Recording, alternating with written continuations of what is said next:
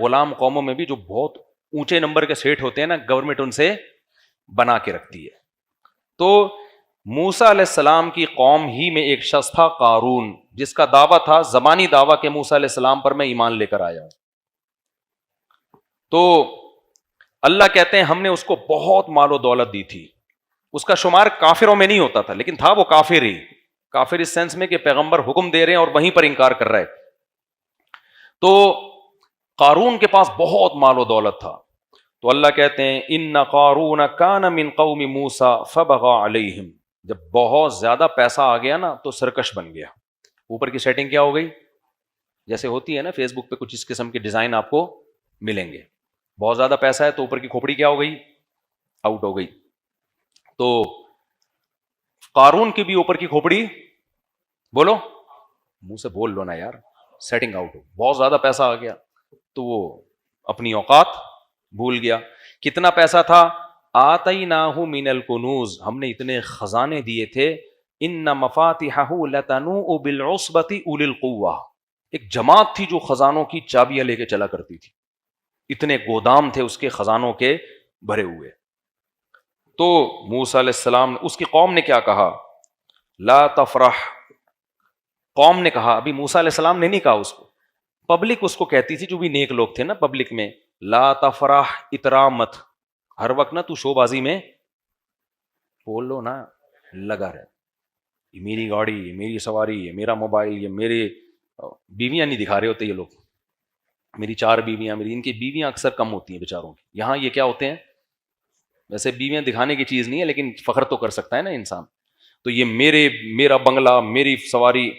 غریبوں کو نیچا دکھانے کے لیے نا ہر وقت اپنی دھاک اونچی رکھتا تھا. تو قوم نے کہا اترا مت. جب پیسہ اللہ نے دیا ہے تو شکر بنتا ہے، اتنانا نہیں بنتا. شکر کیا ہے بھائی؟ اللہ کا دیا الحمدللہ بہت کچھ ہے، اللہ کا بڑا فضل ہے میرے اوپر، یہ ٹھیک ہے. نسبت کس کی طرف کرو بھائی؟ اللہ کی طرف. تو اترانے لگا. قوم نے کہا ان اللہ لا يحب الفریحین، اللہ اترانے والوں کو پسند نہیں کرتا. وابتغ فیما آتاک اللہ الدار الآخرہ. اور اس سے قوم کے لوگوں نے یہ بھی کہا، حضرت موسیٰ بھی کہتے تھے کہ جب تجھے اللہ نے اتنی دولت دی ہے تو ٹھیک ہے، تو دنیا میں مزے اڑا رہا ہے، کچھ آخرت کی فکر بھی تو کرنا. اس دولت سے کچھ غریبوں کا خیال کر، کچھ زکوٰۃ، صدقات، کچھ مدارس، کچھ مسجدیں، کچھ قوم میں غریب لوگ ہیں ان کی مدد کر. تھوڑی سی انویسٹمنٹ کہاں کے لیے کر؟ آخرت کے لیے بھی تو کرنا. وَأَحْسِن كَمَا أَحْسَنَ وَلَا تَنْسَ نَصِيبَكَ مِنَ الدُّنْيَا. اور دنیا میں تو نے جتنے دن رہنا ہے نا اس کو بھول نہیں. اتنی ساری دولت ہے لیکن یہ دولت تیرے ساتھ قبر میں نہیں جائے گی. مالدار آدمی نے یہ چیز بھول جاتا ہے، وہ سمجھتا ہے یہ کروڑوں روپے، خربوں روپے. بھائی تو زندگی بھر یہ پیسے بھی چائے میں ڈبو کے کھاتا رہے گا نا تو بھی زندگی ختم ہو جائے گی، پیسہ ختم نہیں ہوگا. تو لا تنس نصیبک من الدنیا، دنیا میں جتنا تیرا حصہ ہے نا اس کو بھول نہیں. کیا مطلب؟ دنیا بہت تھوڑی ہے. تو جو بنگلوں میں موٹے موٹے سریے ڈال رہا ہے، تیری ہڈیوں میں اتنا کیلشیم نہیں ہے. ہڈیاں تو ویسے ہی ہیں، وہ تو بوسیدہ ہو رہی ہے روز بروز. تو کیا ہوا؟ وَأَحْسِن كَمَا أَحْسَنَ اللَّهُ إِلَيْكَ. اللہ نے تجھ پر بہت احسان کیا ہے، تو بھی اللہ کی مخلوق پر احسان کر.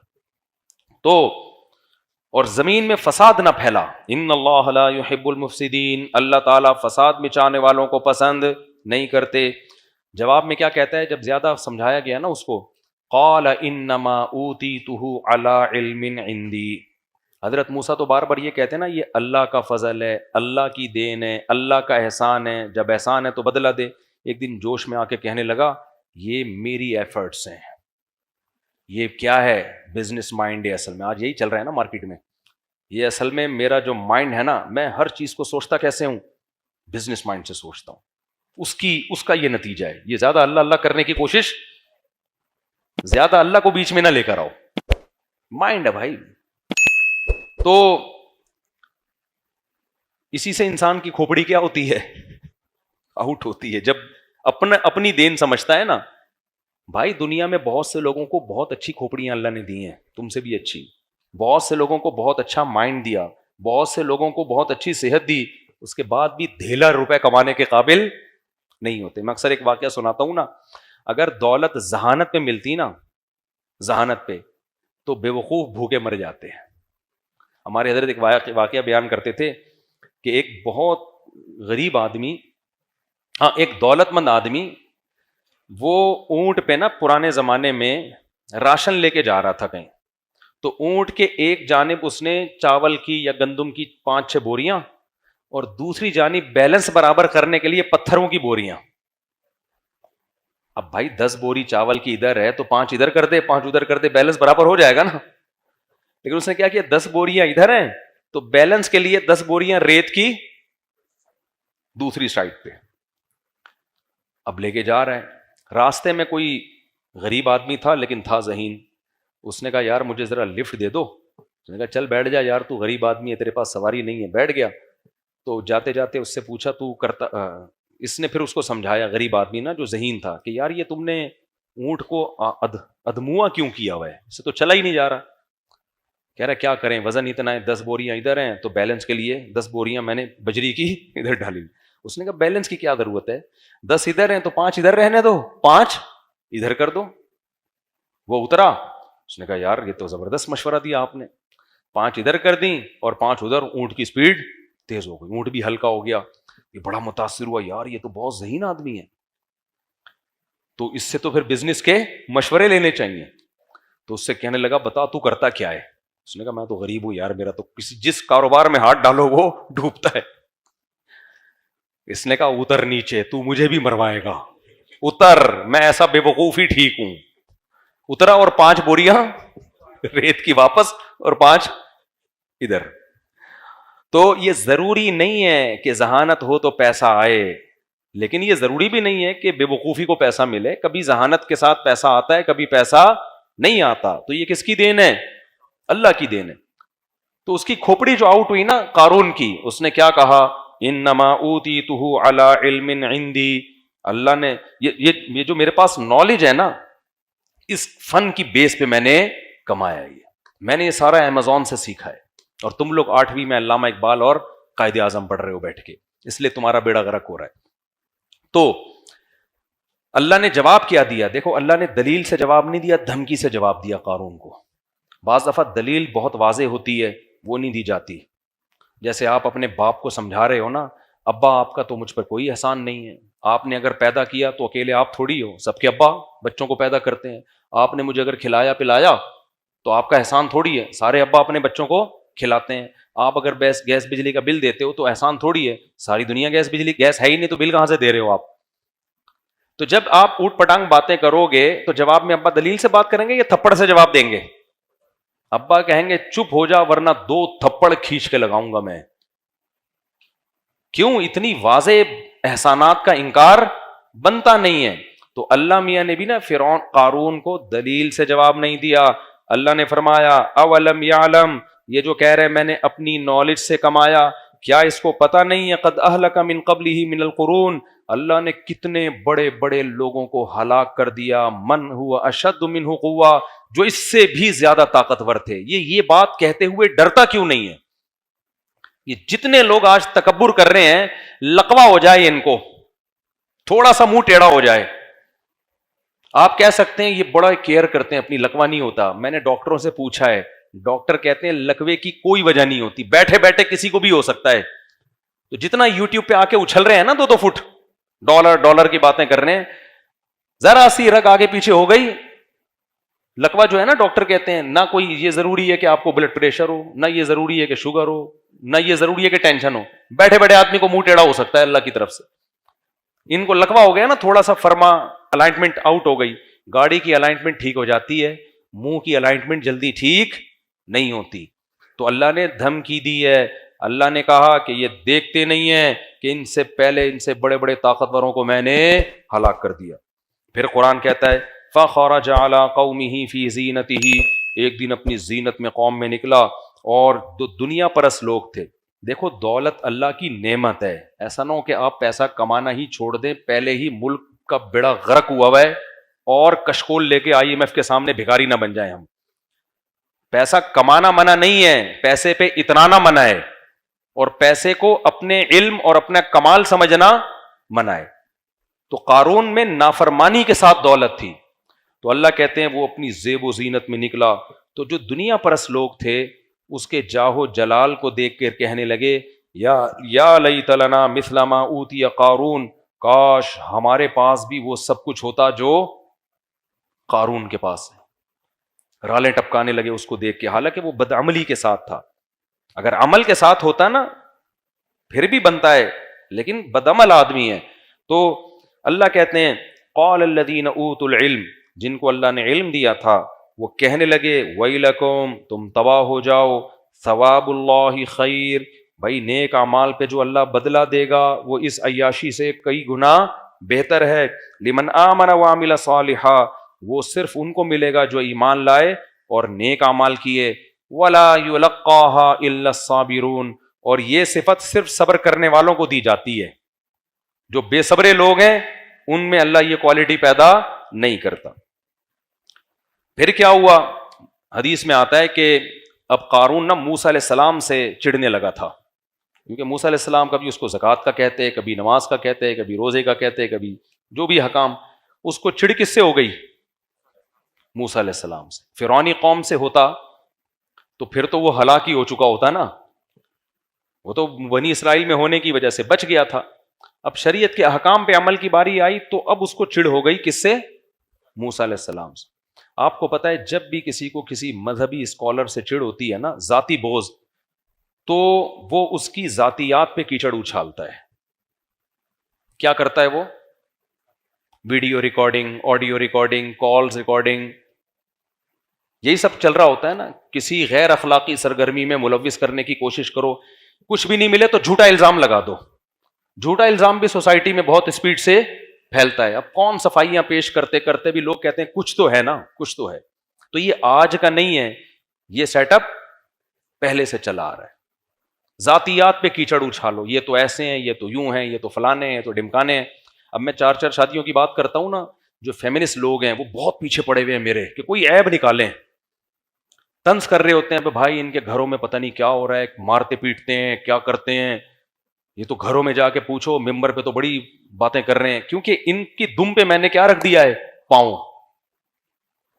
فیملی پلاننگ والے بھی پیچھے پڑے ہوئے ہیں کہ بھائی بچے زیادہ اچھے، دیکھو کوئی بچہ چرس تو نہیں پی رہا، پھر ہم بتائیں گے کہ دیکھو یہ ہوتا ہے زیادہ بچوں کا انجام۔ حالانکہ میں لوگوں سے بار بار کہتا ہوں بھائی میں سوسائٹی کا نارمل آدمی ہوں، میں کوئی فرشتہ یا پیغمبر نہیں ہوں، تو سب کے گھروں میں جو کچھ ہوتا ہے وہی میرے گھر میں بھی ہو سکتا ہے، اللہ بچا کے رکھے، لیکن اس سے اسلام کا فلسفہ خراب نہیں ہوگا۔ اگر میں ظالم بھی ہوں، میں مارتا پیٹتا بھی، وہ تو ایسا ہے نہیں، اچھا کون اتنا بڑا بہادر کون ہے یار؟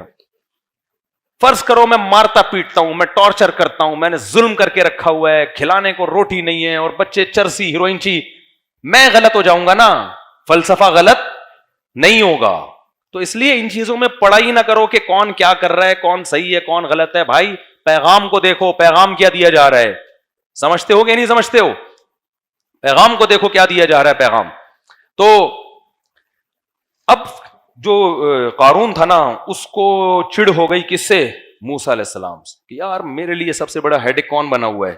موسیٰ علیہ السلام۔ اس نے کیا کیا؟ پیسے سے دنیا میں ہر کام ہوتا ہے، اس بے شرم نے یہ کیا کہ ایک عورت کو خریدا۔ اچھا فحش الزام جب بھی لگوایا جاتا ہے عورت سے لگوایا جاتا ہے، خوب سمجھ لو، کیونکہ عورت کی بات اس بارے میں لوگ فوراً ایکسپٹ کر لیتے۔ اکثر میاں بیوی کے جھگڑوں میں جب عورت کو شوہر کو بدنام کرنا ہوتا ہے نا تو وہ کیا الزام لگاتی ہے؟ اس کے لڑکیوں سے تعلقات ہیں، اور اس کے لیے پھر لوگ اس سے دلیل پوچھنے کی زحمت نہیں کرتے، بلکہ لوگ کہتے ہیں اس کی تو بیوی کہہ رہی تھی کہ یہ لڑکیوں سے تعلقات ہیں۔ بھائی تمہیں کیا ہو سکتا ہے ہوں، اب یہ تو آپ ہی بہتر جانتے ہوں گے کس کے کتنے تعلقات ہیں، یہ بھی ہو سکتا ہے، لیکن یہ بھی تو ہو سکتا ہے نا کہ جھوٹ بول رہی ہو۔ لیکن ہماری سوسائٹی میں اس سے بحث نہیں کی جاتی کہ بیوی سچ بول رہی ہے کہ جھوٹ بول رہی ہے، بس یہ بات سوسائٹی میں پھیل جاتی ہے بھائی اس کی تو بیوی کہہ رہی تھی، یہ کیا ہے؟ 2 نمبر آدمی ہے۔ ایک خاتون نے مجھے فون کیا، ان کے شوہر میرے بیان میں بیٹھتا تھا، میں جانتا تھا اس کو، مجھے کہنے لگی میرا شوہر فلاں فلاں ہے، آپ کے بیان میں آتا ہے۔ میں پہچان گیا، میں نے کہاں آتا ہے؟ کہتی وہ فحش فلمیں دیکھتا ہے۔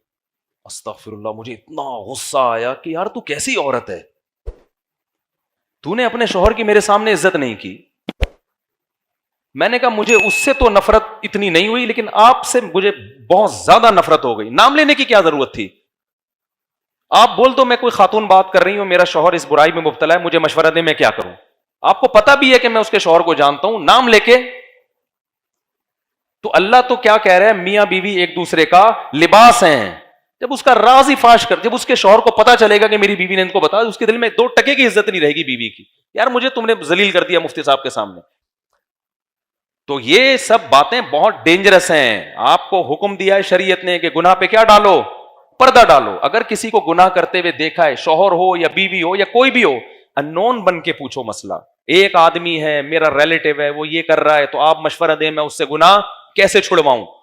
میں نے کہا وہ تو غلط کر رہا ہے, آپ نے اس سے زیادہ غلط کیا ہے. تو جب میاں کو پتا چلے گا میری بیوی نے, اچھا مجھے کہہ بھی نہیں, اس کو بتانا نہیں, اس کو بتانا نہیں, اس کو بتانا نہیں, میں نے تو نہیں بتایا, مجھے پتا تھا کہ وہ بیچارہ, اور بیچارہ تو نہیں کہنا چاہیے, وہ بھی کون سا کوئی اچھا کام کر رہا ہے. ایسا نہ وہ سن کے وہ کہ اچھا میں بیچارہ ہوں, چلو دیکھنا شروع کر دے کہ یار ہم تو بیچارے ہیں, یہ سب آپ کون, جو بھی کر رہا ہے غلط کر رہا ہے. لیکن یہ نہیں بنتا بھائی کہ اس کو سوسائٹی میں ذلیل کر دیا, کسی کے سامنے اس کا عیب بیان کر کے ذلیل کر دیا جائے. اس کو پردہ ڈالنا چاہیے اس پہ. تو گھر کے مسئلے کہاں رکھو, گھر میں رکھو. اگر مشورہ لینا ہے انون بن کے, بھائی کسی خاتون نے پوچھوایا ہے کہ ان کا شوہر یہ کام کر رہا ہے تو اس کو کیسے چھڑوایا جائے, تو پھر ہم بتا دیں گے, جو بھی مشورہ دینا ہوگا دے دیں گے. تو سب سے پہلی بات تو کنڈی لگانے ہی نہ دو. کیا خیال ہے؟ ابھی کیا میں اس پہ, یہ سارا ہمارا لیکچر رہ جائے گا, جلدی سے اس کو میں کمپلیٹ کرتا ہوں میں. تو اب کیا کیا کہ اس نے, قارون نے نا ایک عورت کو تیار کیا کہ میں تمہیں ٹھیک ٹھاک پیسہ دوں گا, تم نے موسیٰ پہ فحش الزام لگا دینا ہے, بدکاری کا, معاذ اللہ کیا کر دینا ہے. تو لوگ نا بنی اسرائیل تو ویسے ہی نیگیٹو سوچ والے تھے, ساری زندگی موسیٰ علیہ السلام کی سیرت دیکھی انہوں نے, لیکن اس قوم میں منفی سوچ کا غلبہ زیادہ تھا. تو اور عورت کا الزام لگتا ہے نا تو باتیں شروع ہو جاتی ہیں. تو ٹھیک ٹھاک پیسہ دیا اس کو. جب وہ عورت آئی مجمع میں تو وہ حضرت موسیٰ کا چہرہ دیکھ کے نا گھبرا گئی. وہ حضرت موسیٰ کے چہرے پر تو ایک روب تھا, ایک نور تھا. خود سوچو نا, کلیم اللہ, عام پیغمبر بھی نہیں ہے, وہ پیغمبر جن سے کوہ طور پہ بلا کے اللہ ہم کلام ہوتا ہے, وہ پیغمبر جن کی پاک دامن اور امانت دار ہونے کی گواہی 2 لڑکیوں نے دی تھی. خیر من استاجرت القوی الامین, بہترین امانت دار ہے یہ. تو جب وہ عورت جو تھی نا حضرت موسیٰ علیہ السلام کے چہرے پہ نظر پڑی تو وہ اللہ سے ڈر گئی, اور اس نے صاف بتا دیا کہ اس نے مجھے پیسے دیے تھے آپ پہ فحش الزام لگانے کے لیے. حضرت موسیٰ علیہ السلام نے بد دعا کے لیے ہاتھ اٹھائے کہ کتنا بڑا جرم کر رہا ہے, اپنی قوم کے پیغمبر پہ تو فحش الزام لگا رہا ہے. تو حضرت موسیٰ علیہ السلام نے بد دعا کے لیے ہاتھ اٹھائے قارون کے لیے, اور قارون اپنے خزانے سمیت سب کے سامنے زمین میں دھسنا شروع ہو گیا. چیختا رہا, وہ معافی مانگتا رہا. حضرت موسیٰ نے کہا نہیں. یہاں ایک من گھڑت واقعات لوگ بیان کرتے ہیں کہ اللہ نے حضرت موسیٰ سے کہا کہ اے موسیٰ, وہ چیختا رہا, تجھے پکارتا رہا, تو نے معاف نہ کیا, مجھے ایک دفعہ پکارتا میں اسے معاف کر دیتا. ایسی کوئی روایت ثابت بولو نہیں ہے. جو جرم اس نے کیا تھا نا اس پہ یہی کچھ بنتا تھا, ورنہ لوگ جری ہو جاتے نا. بعض دفعہ مجرم کو اس سزا دینا اس لیے ضروری ہوتا ہے تاکہ پبلک کی اصلاح ہو جائے, ان کو پتہ چل جائے کہ پیغمبر کا معاملہ معمولی معاملہ نہیں ہوتا. تو فخسفنا به وبداره الارض, اللہ کہتے ہیں ہم نے اس کو بنگلوں سمیت زمین میں دھسا دیا. فما كان له من فئة ينصرونه من دون اللہ, پکارتا رہا, چیختا رہا, کوئی اسے اللہ کے عذاب سے بچانے والا نہیں ہوا. اور پھر نتیجہ کیا نکلا؟ وَأَصْبَحَ الَّذِينَ تَمَنَّوْا مَكَانَهُ بِالْأَمْسِ, کل جو اس کی سواریاں دیکھ کے کہہ رہے تھے نا کاش اللہ ہمیں بھی قارون بنا دے, کاش اللہ ہمیں بھی کیا بنا دے, قارون. اب وہ کیا کہہ رہے ہیں؟ وَإِ كَأَنَّ اللَّهَ يَبْسُطُ الرِّزْقَ لِمَن يَشَاءُ. بھائی بات اصل میں یہ ہے, یہ تو اللہ کی دین ہے, جس کو روزی زیادہ دیتا ہے کسی کو روزی. وہ جو گھنٹوں گھنٹوں کی تقریروں سے بات سمجھ میں نہیں آ رہی تھی نا, وہ 2 منٹ میں سمجھ میں آ گئی. ایکچولی ہوتا یہ ہے, کسی کے پاس پیسے زیادہ آ جاتے ہیں, کسی کے پاس کم آ جاتے ہیں, کسی کو اللہ دے کے آزماتا ہے, کسی سے اللہ لے کے آزماتا ہے. تو یہ کوئی اتنی بڑی بات نہیں ہے کہ اتنے خزانے وزانے. یہ دنیا مسافر خانہ ہے, یہ دنیا کیا ہے؟ مسافر خانہ. 2 منٹ میں بات سمجھ میں آ گئی. پھر کہنے لگے لولا ان من اللہ علینا, اگر اللہ ہم پر احسان نہ کرتا, ہمیں غریب نہ رکھتا. یہ احسان کرنے کا مطلب کیا ہے؟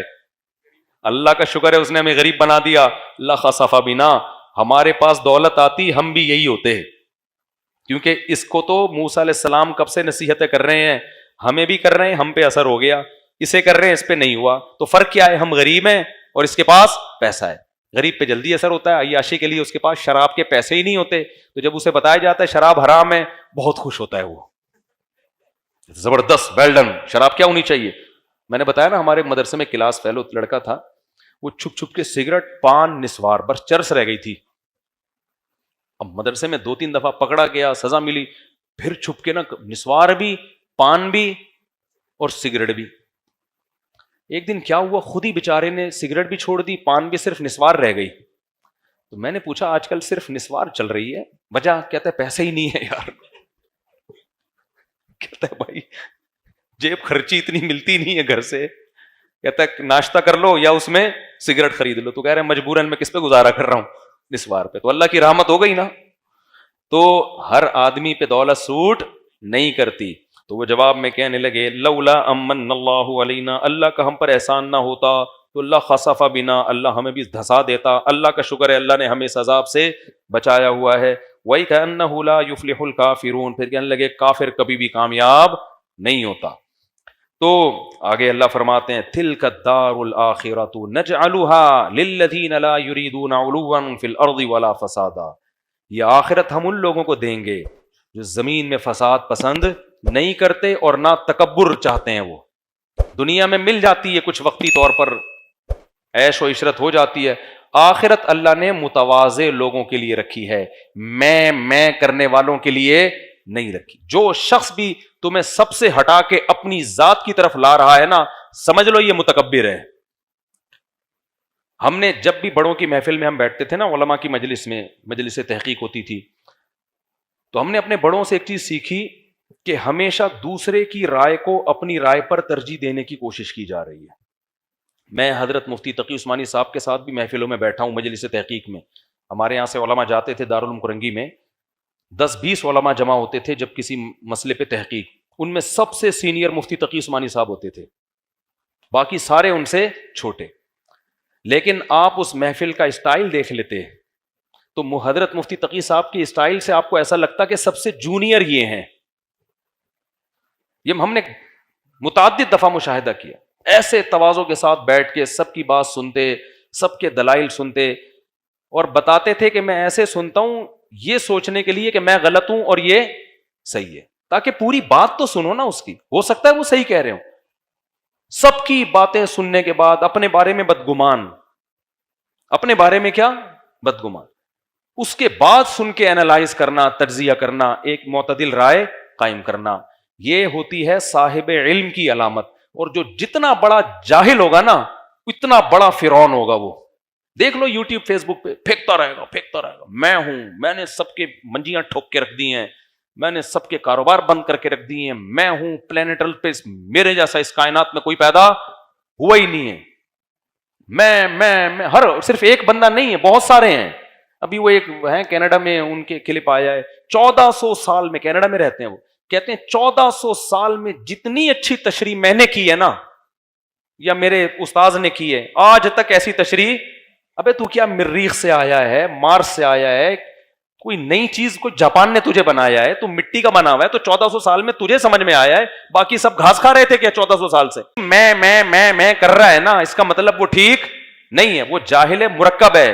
جاہل کی 2 قسمیں ہوتی ہیں, ایک جاہل جس کو پتا ہو کہ میں جاہل ہوں, لیکن بعض جاہل ایسے ہوتے ہیں جن کو پتہ ہی نہیں ہوتا کہ ہم کیا ہیں, جاہل ہیں, تو اس کو کہتے ہیں جہل مرکب, بہت بڑا جاہل ہے یہ.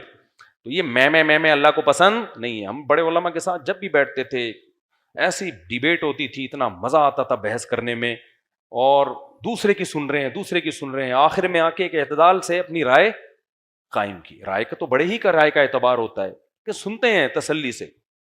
تو 3 4 دنوں تک مجلسیں چلتی تھیں.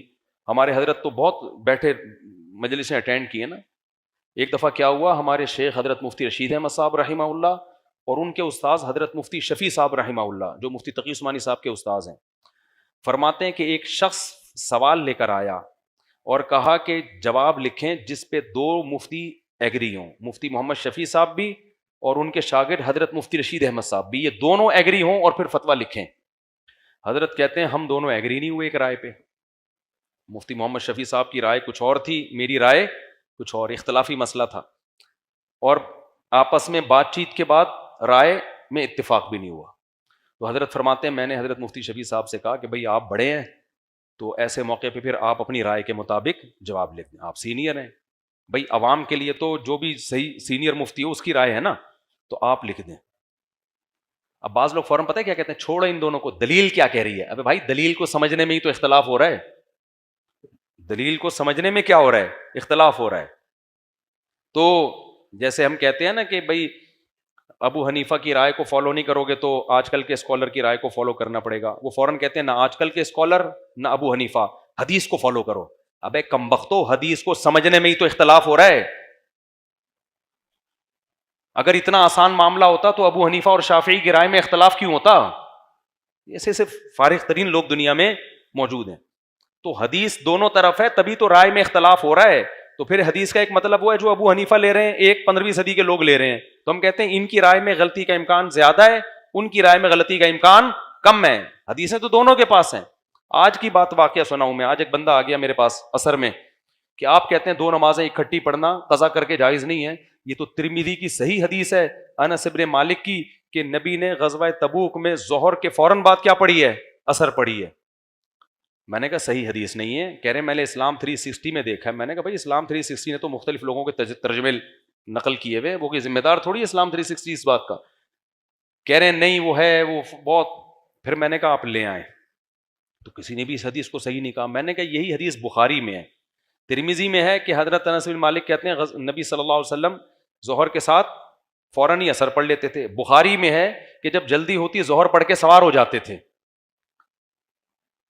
ظہر پڑھ کے کیا ہو جاتے تھے, سوار ہو جاتے تھے. ہاں جب دیر کرتے تو پھر ظہر اثر ملا کے پڑھتے, یعنی ظہر کو اثر کے وقت تک لے کے جاتے, قریب کر دیتے اس کے. یعنی تو ایک دم نا وہ بندہ ہی حیران ہو گیا کہ یار یہ کیا ہے. پھر میں نے اس کو سند کی بحث بتائی. میں نے کہا یہ سند بھی ٹھیک نہیں ہے, کن کن محدثین نے اس کو ضعیف کہا ہے.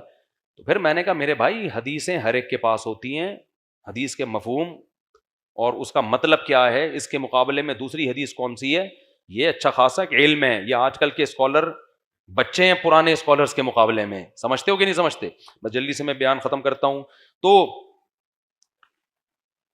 اللہ فرماتے ہیں یہ جو آخرت ہے ہم ان لوگوں کو دیتے ہیں جو زمین میں تکبر نہیں کرتے. ہاں وہ واقعہ مکمل کر دوں. حضرت مفتی رشید احمد صاحب کہتے ہیں کہ پھر میں نے کہا کہ بھئی آپ اپنی رائے کے مطابق جواب لکھ دیں. عام طور پر کیا ہوتا ہے, جو چھوٹے موٹے اسکالرز ہوتے ہیں نا, وہ صحیح نہیں کہہ رہا, میں جو کہہ رہا ہوں یہ دلیل کے مطابق ہے, یہ فتویٰ دیا جائے گا اور ادھر نہیں جانا. وہ جو بڑا مفتی بیٹھا ہوا نا, منجن بیچ رہا ہے منجن, اس کی تو میں نے منجی ٹھوک دی ہے. فتویٰ میں دے رہا ہوں, یہ لکھو چلو شاباش. ان کو تو میں دلیل سمجھا رہا ہوں, ان کو سمجھ میں ہی نہیں آ رہا. اور وہ بڑے کیا کہہ رہے ہوتے ہیں, ابے یہ میرا شاگرد ہے, کل کا بچہ ہے, اس کو کیا پتا دلیل ولیل کا, اس کو کیا پتا دلیل کیا ہوتی. میں فتویٰ لکھ رہا ہوں, اس کو دکھانا بھی نہیں. ہاں اس کی تو میں نے پہلی کلاس سے ہی منجی ٹھوک کے رکھی ہوئی ہے. لیکن دونوں چونکہ عالم تھے, استاذ کو بھی پتا تھا میرا شاگرد ہے, لیکن ہے کیا, عالم ہے, علم ہے ان کے پاس. شاگرد کو پتا تھا بھائی ان کا علم مجھ سے زیادہ ہے. تو حضرت کہتے ہیں میں کہہ رہا تھا آپ جواب لکھیں, وہ کہہ رہے تھے نہیں آپ جواب لکھیں. کہہ رہے ہیں اسی میں 3-4 دن گزر گئے. میں انصرار کروں بھائی میں نہیں لکھ رہا, جب آپ کا اختلاف ہے تو آپ کی رائے زیادہ قابل اعتماد ہے. حضرت مفتی شفیع صاحب کو شاید 100% اطمینان نہیں تھا اپنی رائے پر. وہ جان چھڑانا چاہ رہے تھے کہ بھئی قیامت میں پھر آپ سے سوال ہوگا نا, مجھ سے نہیں ہوگا, آپ لکھ دو. سمجھتے ہو کہ نہیں سمجھتے.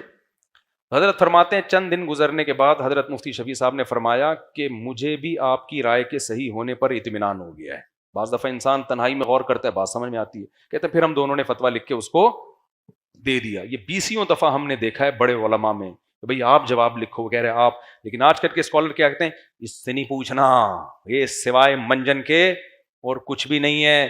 قرآن حدیث اس پلینٹ ارتھ پہ جیسے میں نے سمجھا ہے 1400 سال میں کسی کا باپ بھی پیدا نہ ہوا اور نہ آئندہ ہوگا. پلینٹ ارتھ پہ میں اسلامی اسکالرز میں آخری اسکالر ہوں. جیسے ہمارے نبی آخری نبی تھے, میں پہلا اور آخری اسکالر ہوں. میرے بعد کوئی اسکالر نہیں آئے گا. تو یہ جن کا بھی یہ اسٹائل ہو نا, تو سمجھ لو ان کی چورن چٹنی کی دکان ہے وقت.